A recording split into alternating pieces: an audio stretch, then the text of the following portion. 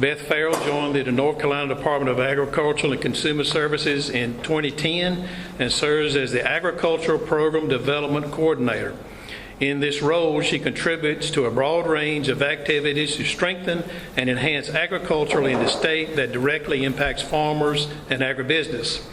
Additionally, Beth works with North Carolina farmers, industry, and stakeholders on various topics and successfully designs programs to strengthen agriculture across the state.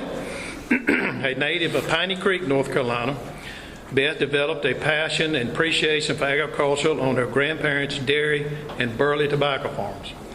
Outside the office, Beth keeps a hectic schedule, serving in leadership positions for various professional and charitable organizations in her community and across the state.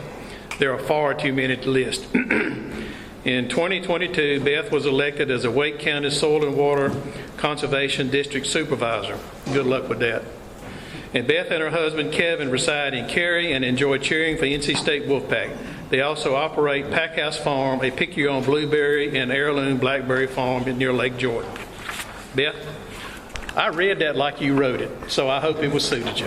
Okay, thank you. Thank you, Derek, and it's good to be with you all this morning. Thank you for inviting me to join you today. Commissioner Troxler regrets that he's not able to be here today, but know that he appreciates all that you do and contribute to agriculture and tobacco, especially in our state. It's good to see so many tobacco friends gathered together in one place from across the flue-cured tobacco production region. As we look at 2024, I'm optimistic about tobacco products and the growing season. If you're a farmer, you have to be optimistic to start another crop. But with short global supplies and reports of growing conditions in other countries, there could be additional market opportunities for North Carolina producers this year. I'm certain North Carolina's tobacco farmers can help meet any increased demand with high-quality, compliant tobacco. USDA NASS recently released its crop summary for 2023, noting that flue-cured production was up 5% in North Carolina, even with fewer acres harvested. Yields across North Carolina last year averaged 2,300 pounds per acre, which was up from 2,100 pounds per acre in 2022. That pushed total production to 259.9 million pounds, which was up 5% from 247.25 million pounds in 2022. While we're talking about statistics, the Census of Agriculture was recently released. If you haven't had a chance to look for your state's information, do it, because it's very insightful to see what's happening in agriculture, not only in North Carolina, but across the country. The census is conducted every 5 years and is intended to provide a snapshot of the state and nation's agricultural industry. If you need a really good trivia question, the first census was conducted in 1840 and included 26 states and the District of Columbia. In reviewing North Carolina's data, my takeaway was some of the highlights points to positive trends in agriculture, while others highlighted the continued need to maintain our focus on farmland preservation. One of the highlights in the data was the number of new and beginning producers was up 13% since 2017. We have just shy of 23,000 new and beginning farmers in the state, and those farmers probably are going to lean on the expertise offered by our Cooperative Extension Service more now than ever. Coupled with that statistic is that 32% of producers are categorized as new and beginning producers, which are those with less than 10 years experience on a farm. The average age of a farmer in North Carolina remained at about 58 years old. I was curious to see the number of tobacco farms in the state. I think we all know farmers who have decided to no longer grow tobacco for one reason or another. And currently USDA notes 822 tobacco farms in the state. 22 years ago, there were 2,600 tobacco farms across the state. If you ask the media, resiliency is a new term and concept and something we should all strive for. But looking across this room at the tobacco farmers, you know resiliency. You live resiliency, or you still wouldn't be growing this crop.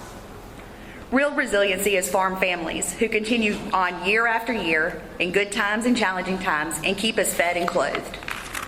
While the statistics rank us 15th in the nation in the loss of farmland from 2017 to 2022, those numbers don't reflect the population growth and development the state is experiencing now or is projected to see in the next 16 years. If you own any land in this state, you probably get calls or texts asking you if you're ready to sell your land. And the American Farmland Trust ranks North Carolina second in the country in projected land loss by 2040. Seeing what I see in terms of development when I travel across the state, I know we need to really dig in on farmland preservation efforts and investments in our agricultural future. The census showed that we have the largest number of farms in Randolph, Chatham, Buncombe, Johnston, and Duplin counties. There are major development plans and building taking place right now in Randolph, Chatham, and Johnston counties. Construction is currently underway on a lithium-ion battery manufacturing plant in Randolph County that sits on an 1,800-acre mega site. Drove by that yesterday. And I remember when 3 or 4 years ago you drove by and that was active farmland. In Chatham County, an electric vehicle and battery manufacturing site is being built on 2,500 acres. And if you missed the news, that Disney is putting in an 8,500 home community near Pittsburgh. So that means just in Chatham County, where I farm on what's left of my husband's grandparents' tobacco farm, that 1,800 acres plus 8,500 acres equals 12,800 acres. Altogether, we have recorded 34,000 acres in permanent conservation easements since Commissioner Troxler started farmland preservation efforts in 2026. Just think about that number. We have a whole lot of work cut out for us. Farmland preservation helps us ensure that we have the natural resources we'll need to continue to feed ourselves and others. But it also helps us maintain the green, lush landscape that we are known for and that attracts people here. If we lose over 1 million of our 8.1 million acres of farm and forest land that is projected to happen by the year 2040, it'll significantly change the complexion of our state. Keeping farms profitable and in business is becoming increasingly important. We all know that input and labor costs continue to increase, often at a much faster rate than the price you're offered for what you produce. Exports remain essential to our agricultural success, particularly with tobacco, and we continue to foster strong trade relationships to help grow export opportunities and are appreciative of the work Tobacco Associates does to help with that mission. Since Commissioner Troxler took office in 2005, we've seen total exports grow from $2.9 billion to nearly $4.5 billion across the state. The department has continued to work with China Tobacco North America to facilitate purchases and ensure that we meet their customs requirements through a virtual format. I appreciate the company's commitment to purchase North Carolina tobacco and hope that we see increased purchases this year. China remains the top market for tobacco, but we also sell leaf to Mexico, Indonesia, and South Korea. On the federal front, we're also waiting for news on the final rules regarding nicotine standards to be released and a determination on menthol after the dates for release were pushed back by the Biden administration. And I think it's really important to note that no determination will be made on menthol until after a new administration is in place, because they missed a very important window to get that out. So that will probably come in late January. And still not hearing a final date on when nicotine standards will come out. And we'll continue to monitor these issues, because before we have an export market, you have to be able to produce a crop here in the United States. And these regulations and pressures limit your ability to do so. I mentioned export growth, but in 2023, we saw the economic impact of agriculture and agribusiness top $100 billion for the first time. If you've heard Commissioner Troxler speak any time in the last 10 years, you knew that that's what he had us aiming for. And he was very excited to get this milestone and looks forward to setting his new one so that we can see where we grow from here. I'm proud our state's agricultural impact has grown from $59 billion to $103.2 billion during Commissioner Troxler's tenure. And we're going to keep working to open up new marketing opportunities.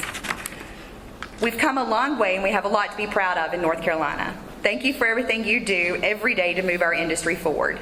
This is an important time in North Carolina agriculture, especially as our state continues to see rapid development and more people move here. We know that that puts pressure on farmland and natural resources, so it's critical that we are strategic and intentional in supporting agriculture and agribusiness. All these people have moved in here, but the infrastructure just isn't keeping up. We laughed and joked. Dr. Collins and I left the State Farmers Market about 8:30 this morning, because you never know if it's going to take you an hour to get to Wilson or if it's going to take you an hour and a half. And I think you all experience that every day too. Thank you all for being here today, and please reach out if there's any ways that we can be of assistance. There will be challenges ahead, but I know together we will continue to grow agriculture and tobacco in our state. Thank you.